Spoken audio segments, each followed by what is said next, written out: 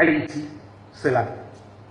Non seulement ils ont les premiers posé les jalons de la condamnation de la traite négrière et l'ont combattu systématiquement dans leur pays jusqu'à son éradication, mais ils ont également été les premiers qui, l'arme à la main, se sont battus pour obtenir leur indépendance nationale. Et cela à la fin du 19e siècle, à une époque où déjà Hegel n'avait pas encore avancé ses théories, parce qu'il ne les avancera qu'en 1830, à une époque où également Gobineau n'avait pas encore établi ses théories sur la hiérarchie des races. Par conséquent, Haïti anticipait sur le discours dont on se servira plus tard pour légitimer le système colonial, à savoir l'infériorité de population que l'on était censé aller dans le cadre de la mission civilisatrice pour leur apporter une civilisation qu'ils n'avaient pas. Haïti infirmait la nécessité de la colonisation, montrer que des Noirs étaient capables de pouvoir conduire leur pays dans la liberté et la dignité en rejetant l'esclavage et en rejetant la colonisation. On a cessé de punir Haïti pour cela depuis cette date. Et c'est la raison pour laquelle Haïti est un symbole de résistance. Un symbole de résistance culturelle, parce que c'est sur leur culture qu'ils se sont assis.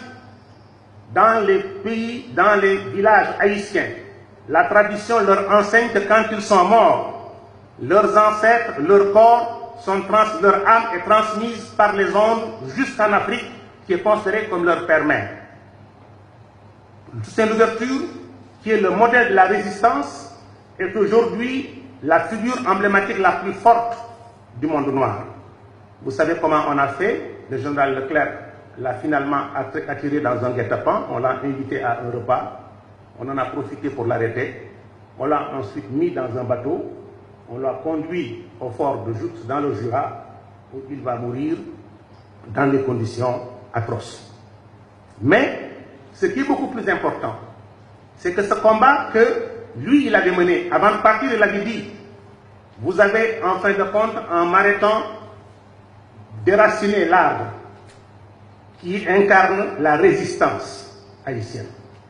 Mais cet arbre a de nombreuses racines dans le sol haïtien. Et ces racines vont continuer de se développer parce que le mouvement que nous avons mis en œuvre ne s'arrêtera pas jusqu'à ce que l'homme noir puisse se libérer. Mais ce qui est beaucoup plus important, c'est que Haïti, puis ses successeurs, à savoir Christophe, Dessalines, Pétion, ne vont pas s'arrêter là. Après avoir proclamé en 1801 l'indépendance d'Haïti, le 1er janvier 1804, pardon, l'indépendance d'Haïti, ils vont donner les moyens nécessaires à San Martin, à Bolivar et à Miranda pour aller engager la lutte de libération nationale en Amérique latine. Cela, vous ne le verrez presque dans aucun livre, mais c'est la vérité.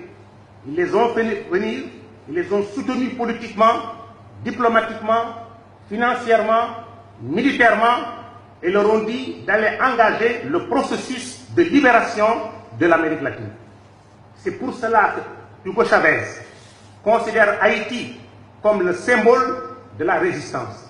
Si Cuba vient d'accepter que son espace aérien soit ouvert, alors qu'il était fermé depuis 1961, pour que les avions américains y passent, et pourtant c'est la distance qui les sépare d'Haïti de 600 km pour y aller, c'est aussi par respect pour ce pays qui a été à la base de la gloire et de la dignité de l'homme noir. Si le président Thabo Mbeki a été participé au 200e anniversaire d'Haïti, c'est ce message-là qu'il a voulu porter. Ce n'était pas pour aller apporter un soutien au président Aristide, c'est parce qu'il savait qu'il y avait là un peuple qui s'était battu pour l'homme noir, qui s'était sacrifié pour l'homme noir, qui avait couru de risques pour l'homme noir, et qu'il fallait comme tel qu'il y ait un témoignage des hommes noirs montrant que le sacrifice qu'ils ont consenti, on ne l'a pas oublié. C'est la raison pour laquelle, quand hier, vous avez, dans des accents émouvants, évoqué l'histoire de ce peuple qu'on a effectivement jeté sur des cailloux, qui avait tellement transformé leur milieu de vie qu'au XVIIIe siècle, l'île de Saint-Domingue était appelée la perle des Antilles. C'était un pôle de richesse, l'un des pôles de richesse les plus importants. Mais le monde colonial ne voulait pas qu'il y ait un pôle noir composé de populations noires qui ont dit non au monde occidental, qui ont osé dénoncer l'esclavage, dénoncer la traite négrière, dénoncer la domination coloniale, qui soit une référence qui puisse être présentée demain aux générations futures africaines, afin qu'elles se disent voilà le modèle que nous devons recopier. Et aujourd'hui encore, quand vous allez dans les Antilles, quand vous allez en Guyane, quand les gens veulent demander l'indépendance, on leur dit ah, vous voulez l'indépendance? Eh bien, allez voir Haïti. Et vous saurez si vous avez intérêt à aller à l'indépendance. Par conséquent, en nous réunissant autour de cette question à l'initiative du président, nous posons un acte fondateur, un acte historique. C'est chaque Sénégalais, c'est chaque Sénégalaise, c'est chaque Africain, à quelque milieu qu'il appartienne, qui doit considérer que ce qui se passe en Haïti le concerne. C'est notre race qui est là-bas aujourd'hui exposée à la souffrance. Une race qui, par sa dignité, nous a montré le chemin de la libération de l'esclavage, le chemin de l'indépendance nationale et qui, aujourd'hui, représente par conséquent une référence sublimale dont nos enfants doivent être fiers. Par conséquent, ce que vous avez proposé en disant que vous souhaitiez que l'Afrique leur accorde la possibilité, s'ils le désirent, de venir y trouver un cadre de vie qui les accueillerait fraternellement parce qu'ils appartiennent à la terre africaine qui est aussi leur patrie, est une idée extrêmement forte. J'ose espérer qu'ils pourront en mesurer la portée et la signification.